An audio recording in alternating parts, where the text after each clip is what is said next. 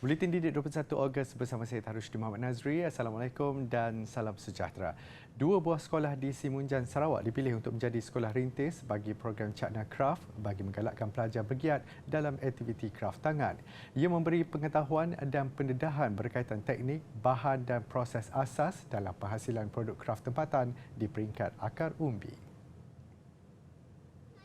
Menerusi program itu, 200 pelajar sekolah jenis kebangsaan Cina Chonghua dan sekolah kebangsaan Abang Man akan dibekalkan dengan kit batik cantik. Ia diharap dapat menjadi medium pelajar untuk lebih mencintai produk kraft Malaysia, seterusnya menjadi pelapis dalam industri. Ini akan kita lakukan dan sebagai salah satu cara untuk kita menggalakkan pelajar-pelajar kita terlibat dalam kraft, dan akhir sekali mereka dapat juga menguangkan, orang kata monetize, dalam orang putih kata monetize, mereka dapat menghasilkan dari hasil kraft ini dan mereka dapat menjual dan menjadi usahawan pada masa akan datang. Program itu jelasnya akan dipeluaskan ke seluruh negara selain turut menggalakkan sekolah-sekolah untuk menubuhkan kelab kraft masing-masing.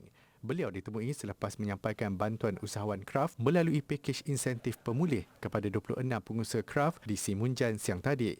Melalui pakej insentif itu, kerajaan memperuntukkan RM9 juta untuk membantu 6,000 usahawan kraft di seluruh negara. Ia salah satu usaha kerajaan membantu usahawan serta penggiat industri seni dan budaya yang terjejas akibat pandemik COVID-19.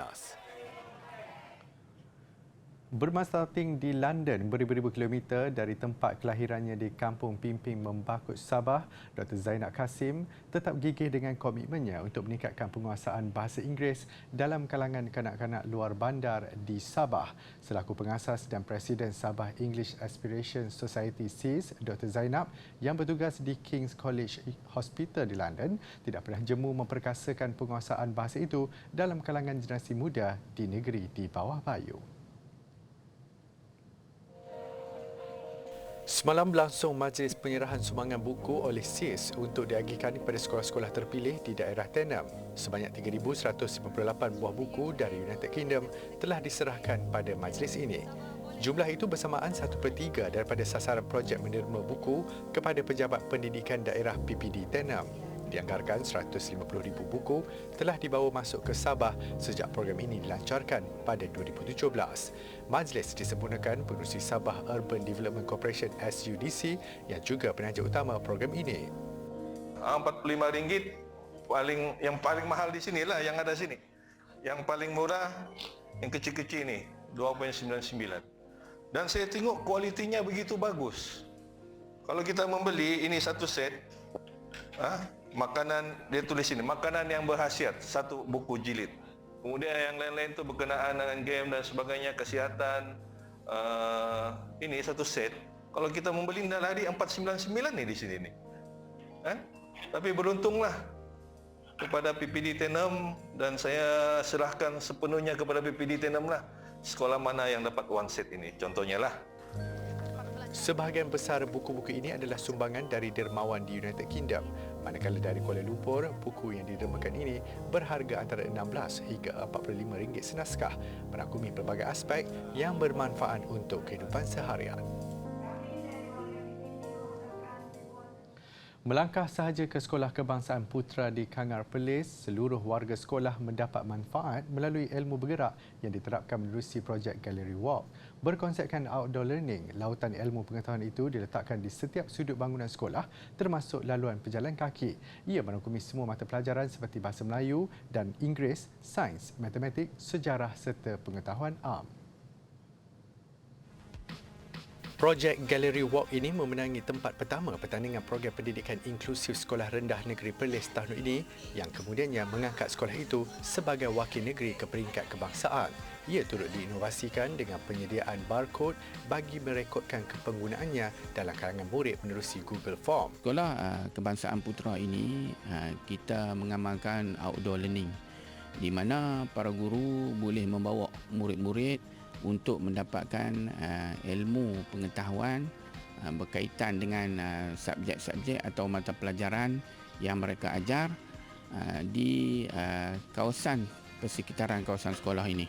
Di Galeri Walk SK Putra ini kami letakkan info-info yang berkaitan dengan murid-murid berkeperluan pendidikan khas yang mana dapat dikenali oleh semua warga, dan di sini kita akan memperkenalkan apa yang murid berkeperluan pendidikan khas dapat bersama-sama dengan murid aliran perdana di dalam pendidikan, di dalam core curriculum, dalam sosial dan dalam apa saja aktiviti yang dapat meningkatkan keyakinan mereka untuk bergaul dengan masyarakat umum, terutamanya rakan-rakan di SK Putra sendiri. Apa yang pasti, kumpulan murid perlu memanfaatkannya supaya penyebaran ilmu terlaksana sekaligus melahirkan murid yang berpengetahuan. Kalau kebangsaan Putra ni ibarat macam bila jalan je dapat ilmu, sebab banyak bahasa Melayu, bahasa Arab, semua dekat depa tampal dekat dinding. Saya seronok duduk kat sekolah ni sebab macam-macam saya boleh buat. Lepas tu kat sekolah ni macam saya duduk lama dah baru pindah. Tu saya boleh buat apa-apa kat sekolah ni, seronok, boleh main apa-apa. Lepas tu cikgu-cikgu pun baik. Projek memberi manfaat kepada keseluruhan 574 murid termasuk murid di bawah program pendidikan khas integrasi PPKI. Bagi menggalakkan pelajar sekolah menengah menceburi bidang astronomi dan sains angkasa, Planetarium Negara menganjurkan program My Mars Challenge. Program yang diadakan setiap 2 tahun sekali itu turut memberi pendedahan tentang cara menggunakan Mars Rover, iaitu replika dari National Aeronautic and Space Administration NASA atas tujuan penyelidikan dan pendidikan. Menurut Pegawai Sains Planetarium Negara Nur Syazwani Asmi, pengendalian replika itu hanya perlu dilakukan secara dalam talian. Mars Rovers ni dikontrol guna dengan Internet of Things. So secara online, walaupun dia orang kat sekolah dekat Penang ke, kat Kedah ke, dia orang still boleh kontrolkan Mars Rovers tu daripada sekolah dia orang sajalah. So dengan cara ni kita harap bukan sahaja pelajar terdedah kepada pendidikan astronomi, pendidikan sains angkasa, juga terdedah kepada teknologi terbaru seperti Internet of Things, seperti coding, pengaturcaraan dan sebagainya itulah. Program itu bukan sahaja dapat meningkatkan ilmu pengetahuan pelajar dalam bidang berkenaan, malah menambah kemahiran supaya mereka menjadi generasi akan datang yang berdaya saing dan celik teknologi. Dalam pada itu, pelibatan setiap sekolah mahupun pelajar secara tidak langsung meningkatkan persaingan sihat dalam bidang astronomi dan sains angkasa dengan negara-negara lain. Pertandingan ni tak perlukan apa-apa peralatan pun, cuma perlukan telefon dan kita download apps saja untuk kontrol. So kita harap lepas ni lebih banyak exposure kepada pelajar sekolah menengah untuk dia orang ambil peluang ni lah untuk sama-sama join pertandingan ni. Bagi mereka yang berminat, maklumat lanjut boleh didapati melalui laman web tertera.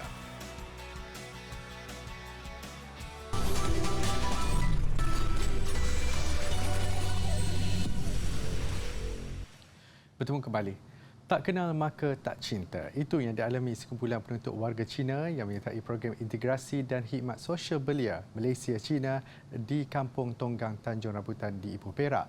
Mereka bukan sahaja berpeluang mengenali budaya masyarakat orang asli di kampung itu, malah turut berkesempatan melawat lokasi menarik di negara ini. Program dianjurkan Persatuan Persahabatan Malaysia-Cina PPMC dengan kerjasama Pertubuhan Wanita Prihatin Perak PWPP. 100 peserta termasuk 40 penuntut Cina yang menyambung pengajian dalam pelbagai bidang di beberapa institusi pengajian tinggi awam dan swasta di negara ini terlibat dalam program selama 5 hari itu. Program khidmat sosial mereka di Kampung Tonggang hasil inisiatif Hospital Ar-Rizwan. Pelbagai program diatur termasuklah pemeriksaan perubatan percuma, kaunseling perubatan serta mengecat lukisan mural di Dewan Komuniti Kampung dan Sekolah Kebangsaan Seri Tanjung. Oleh kerana pelajar yang belajar di Malaysia ni ada 30,000 pelajar Cina di banyak universiti ni. Oleh kerana PKP di negeri Cina tak boleh balik, jadi kami mempromosi Perak, bawa mereka ke sini dan tengok Perak lah, seluruh Perak. Jadi duduk di homestay. Jadi 5 hari punya program. Selain dari kampung orang asal ni, kita akan pergi ke Kuala Kangsar 2 malam, kat Ipoh apa semua. Jadi mungkin mereka boleh war-warkan keistimewaan di produk yang ada di Perak ni.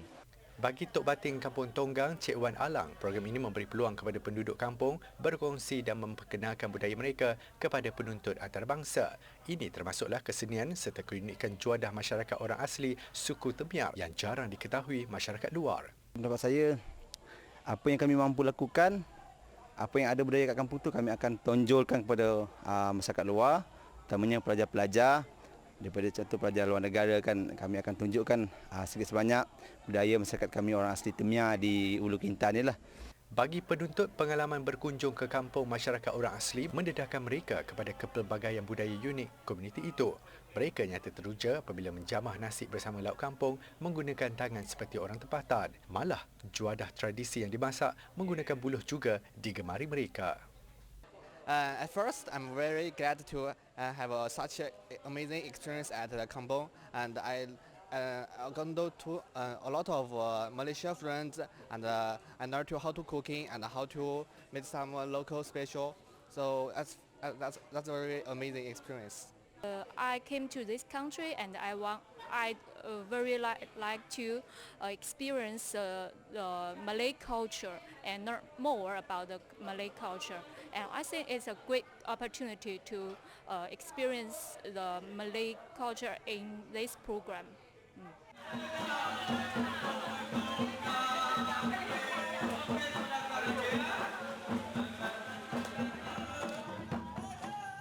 Selepas lebih sebulan berdepan tragedi banjir dan kepala air, Sekolah Menengah Agama Arab Yayasan Khairiah di Kupang, Kedah kembali aktif menyediakan kemudahan pengajaran dan pembelajaran yang kondusif.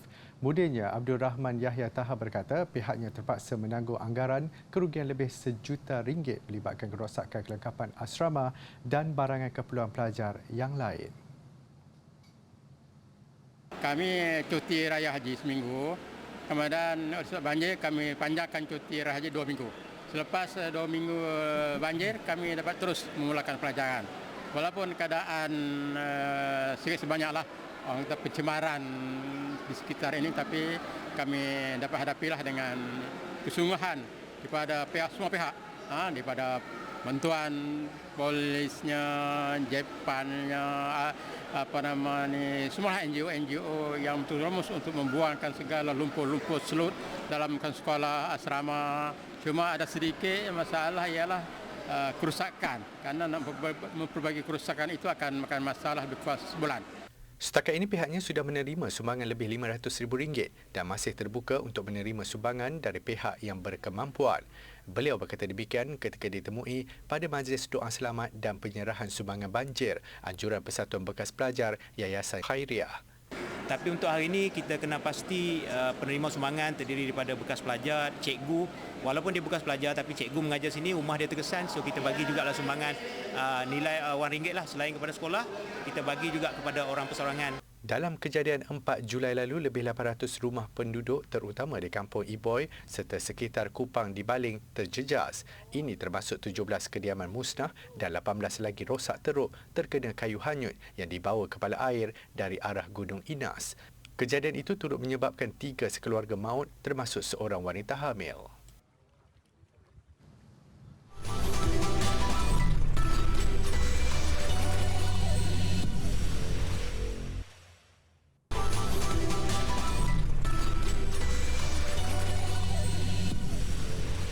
Segmen aktiviti minggu ini meninjau semangat patriotisme yang mahu diterapkan kepada generasi muda. Sempena Bulan Kebangsaan tahun ini, Sekolah Kebangsaan Taman Kepong Kuala Lumpur tidak ketinggalan menganjurkan persembahan yang mengisahkan perjuangan orang terdahulu dalam memperoleh kemerdekaan negara. Menurut Guru Penyelaras Sambutan Nur Farahin Alias, persembahan bertajuk Tangisan Malaya menerapkan penghargaan terhadap pengorbanan pejuang kemerdekaan. Kita memfokuskan kepada suasana tanah Melayu sebelum dijajah dan sehinggalah membawa kepada pendudukan Jepun.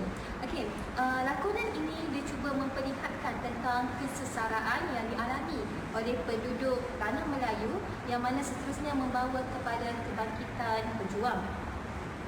Dan selain itu, babak pengisytiharaan kemerdekaan juga turut diselipkan dalam laporan ini bagi menyemarakkan semangat merdeka dalam jiwa murid-murid.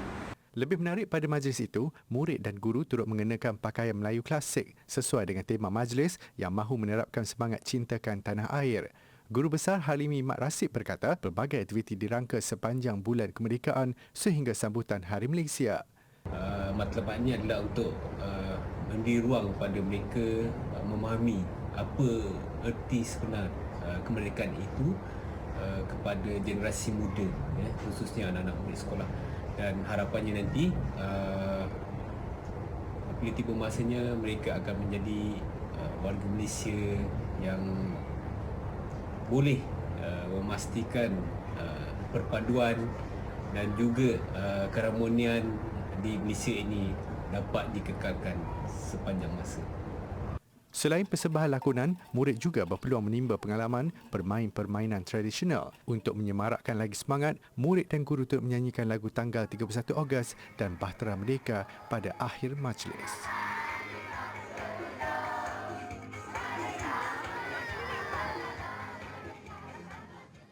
Menampilkan 10 tarian Melayu klasik Praga Liga yang dipersembahkan setiap tahun kembali lagi. Produksi jenis seni tari itu menampilkan persembahan hasil olahan perantis sijil dan diploma kemahiran Malaysia. Program ini diinspirasi dan diolah daripada tarian-tarian yang telah dipelajari dalam bengkel kelas Master Tari Pergaulan Melayu. Tari Praga Liga tahun ini menampilkan konsep bangsawan Melayu. Produksi ini hasil kerjasama jenis seni tari dan Jabatan Kebudayaan dan Kesenian Negara JKKN dengan melibatkan 58 pelajar jenis seni tari. Praga Liga ni adalah sebuah produksi tari yang mana kita akan membuat satu persembahan untuk anak-anak ini jadikan ini sebagai satu platform untuk koreograf tarian ini. Jadi sebenarnya sebelum Praga Liga kita akan ada satu bengkel, iaitu untuk tahun ini kita ada bengkel kelas pakar tari klasik Melayu dan mereka menggunakan tarian-tarian yang telah dipelajari ini untuk diolah sendiri. Rata-rata pelajar yang terlibat berumur semuda 9 hingga 17 tahun. Mereka jangka teruja dan menunjukkan kesungguhan ketika sesi latihan dan rakaman dilakukan baru-baru ini. First saya masuk sebab mama suruh je, tapi makin lama saya start minat menari dan sekarang saya dah start koreograf. Pengalaman saya sangat banyaklah kat sini. Kalau kita tahu akademi-akademi lain kita hanya boleh belajar tarian saja, tapi di jenis seni tari ini kita boleh dapat tahu asal usul tarian dan tata cara, tata tertib lah orang panggil kan tarian lah. Seperti tarian klasik, joget gamelan, tarian asyik dan banyak lagi. Persiapan untuk program ini sudah bermula sejak Julai lalu melalui beberapa siri bengkel dan latihan. Praga Liga akan disiarkan di platform media sosial rasmi jenis seni tari Oktober nanti.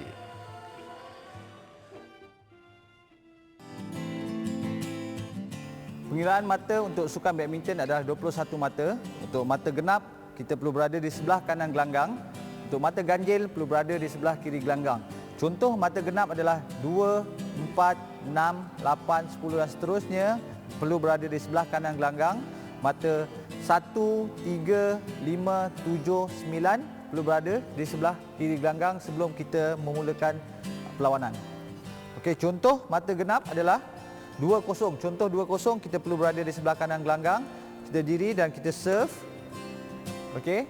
Untuk mata ganjil contoh 5-0 kita perlu berada di sebelah kiri gelanggang. Kita serve.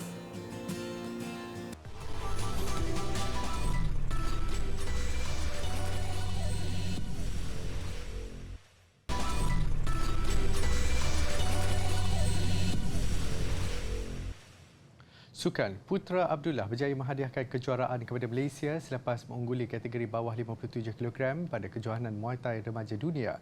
Kejayaan Putra turut menjadi inspirasi buat Muhammad Johan Ghazali Zulfikar yang mengungguli kategori 60 kg. Tamat kejohanan semalam, skuad negara menamatkan saingan di tangga ke-7 keseluruhan. Aksi Putra Abdullah menjadi tumpuan apabila dia bertemu jago Kazakhstan Aitkabe Yelan pada penentuan kejuaraan kategori bawah 57 kg 16 hingga 17 tahun. Kekurangan satu mata berbanding lawan pada pusingan pertama, Putra bangkit pada pusingan kedua sebelum melekapkan kejayaan pada pusingan ketiga dengan turut mengutip mata penuh berturut-turut. Putra diangkat sebagai juara selepas mengumpul 29 mata, berkelebihan satu mata berbanding Yelan yang terpaksa berpuas hati sebagai naib juara. Alhamdulillah semua berjalan dengan lancar. Apa yang kita plan, kita dapat buat semua. Alhamdulillah. Rasa gembira sangat-sangat. Tak percayalah boleh sampai tahap macam ni dapat juara remaja dunia. So lepas ni insya-Allah saya akan fokus untuk benda lain pula. Selepas putra, giliran Muhammad Johan Ghazali Zulfikar turut gelanggang menentang Rustam Yusunov yang mewakili IFMA dalam perlawanan akhir kategori 60 kg 14 hingga 15 tahun. Johan berada dalam kelas tersendiri apabila mengungguli ketika-ketika pusingan, menamatkan aksi dengan jumlah mata 30 berbalas 27 sekaligus mengesahkan gelaran juara. Kejayaan putra dan Johan menyaksikan Malaysia menamatkan kempen kali ini dengan 4 pingat emas, 3 perak dan 6 gangsa untuk berada di kedudukan ke-7 keseluruhan. Lebih kurang yang berkampung di Sunway ini dan di sekitarnya 10,300 orang. Itu data yang kita ada, dan total kehadiran sepanjang 12 hari ini lebih kurang dalam 20,000 kehadiran. Dan ada impak ekonomi di sini. Alhamdulillah ada revenue masuk, insya-Allah mudah-mudahan based on data yang kita ada, impak ekonominya lebih kurang dalam hampir 60 juta.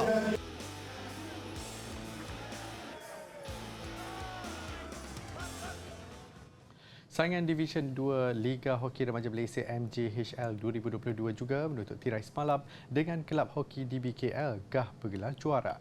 Pada perlawanan akhir menentang Sekolah Sukan Bukit Jalil Juniors, DBKL menang 2-1. Pertemuan dua pasukan teratas kumpulan A dan B antara SSBJ Juniors dan kelab hoki DBKL bagi perebutan gelaran juara Division 2 seperti diduga berlangsung cukup sengit. Seawal minit keempat, SSBJ Juniors sudah di depan selepas Ahmad Arif Daniel Muhammad Syahrin berjaya menyempurnakan pukulan sudut penalti. Kekal 1-0 sehingga tamat 30 minit pertama. Kebangkitan mula dilakukan di BKL sebaik suku ketiga bersambung. Dan minit ke-34, gol penyamaan menyusul selepas Muhammad Syafiq Abdullah menjaringkan gol sudut penalti. Turut sengit antara kedua-dua pasukan bagi mencari gol tambahan, segalanya tampak sukar sebelum di BKL dihadiahkan pukulan sudut penalti 3 minit menuju penamat. Peluang diraih tidak dipersiakan Syahmi Irfan Suhaimi yang muncul wira menjaringkan gol kemenangan buat di BKL. Keputusan 2-1 sudah cukup untuk mengesahkan status mereka selaku juara Division 2. Hanya satu aksi Liga Premier berlangsung semalam dengan tuan rumah Kuching City FC ceria mengutip 3 mata berharga ia selepas kemenangan 2-1 ke atas UiTM FC di Stadium Negeri di Kuching. Kekal di tangga keempat Liga, Kuching City tetap lega dengan 27 mata yang telah dikumpul setakat ini. Permainan seimbang disajikan kedua-dua pasukan sejak awal namun gagal memecah kebuntuan apabila kekal 0-0 tamat separuh masa. Bersambung babak kedua, Kuching City akhirnya berjaya mencipta gol pembukaan menerusi jaringan Abu Kamara pada minit ke-49. Tuan rumah tambah ceria pada minit ke-74 selepas Kamara berjaya menggandakan jaringan peribadi. 4 minit berselang, UiTM merapatkan kedudukan hasil sentuhan Amir Adha Latif. Namun tiada lagi gol terhasil selepas itu dengan kemenangan 2-1 kekal milik Kuching City. Persembahan akrobatik udara di Chicago, Amerika Syarikat mengakhiri Buletin Didik. Saya Tarusyuddin Muhammad Nazri. Salam hormat dan Assalamualaikum.